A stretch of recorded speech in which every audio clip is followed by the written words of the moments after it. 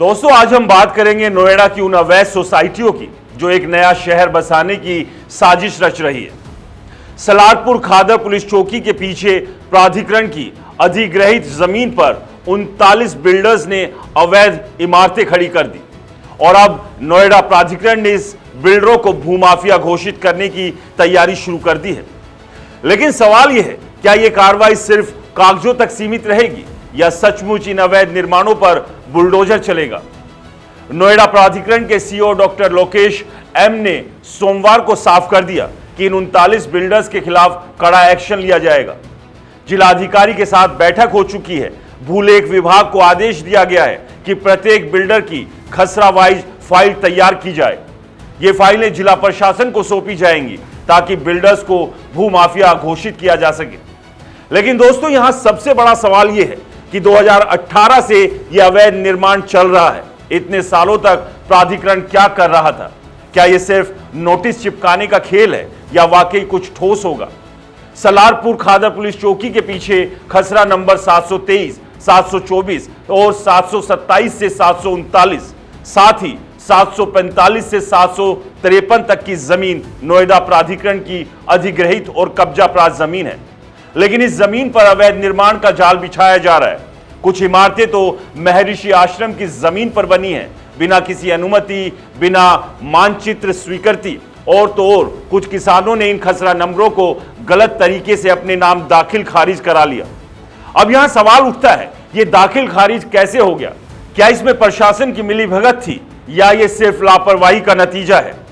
इन अवैध सोसाइटियों में 1 BHK से लेकर 3 BHK तक के फ्लैट बनाए गए हैं, जिनकी कीमत 30 से 85 लाख रुपए तक है।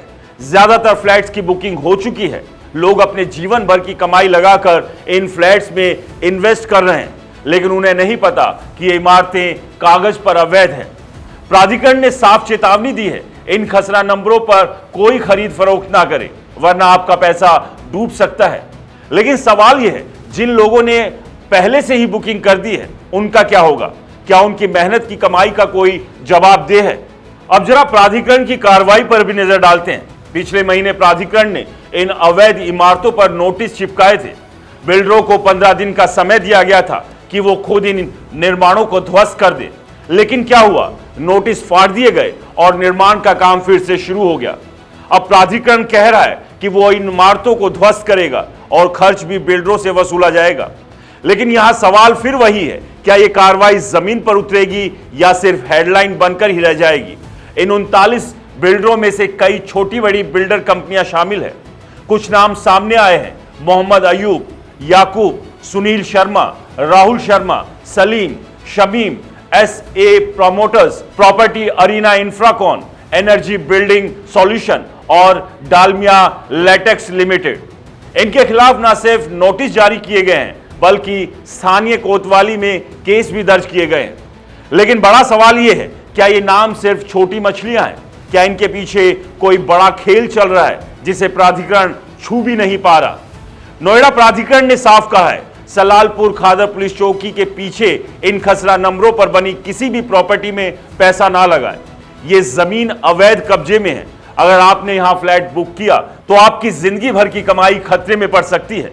लेकिन सवाल यह है, जब प्राधिकरण को 2018 से पता था कि यहां अवैध निर्माण हो रहा है, तो उसने पहले क्यों नहीं रोका? क्यों लोगों को पहले चेतावनी नहीं दी गई? क्या प्राधिकरण की चुप्पी ने इन बिल्डरों को और हौसला नहीं दिया? जब आप अपने सपनों का घर खरीदने के लिए अपनी जमा पूंजी लगाते हैं, तो क्या आप ये उम्मीद करते हैं कि आपका घर एक दिन बुलडोजर की चपेट में आएगा? क्या ये प्राधिकरण की जिम्मेदारी नहीं कि वो पहले ही ऐसी अवैध गतिविधियों पर नकेल कसे? दोस्तों, इस कहानी में अभी बहुत कुछ सामने आना बाकी है। हम आपके लिए इस पर नजर रखेंगे। तब तक आप सतर्क रहें, सुरक्षित रहें और इस तरह के किसी भी अवैध निर्माण में अपना पैसा ना लगाएं। नमस्कार।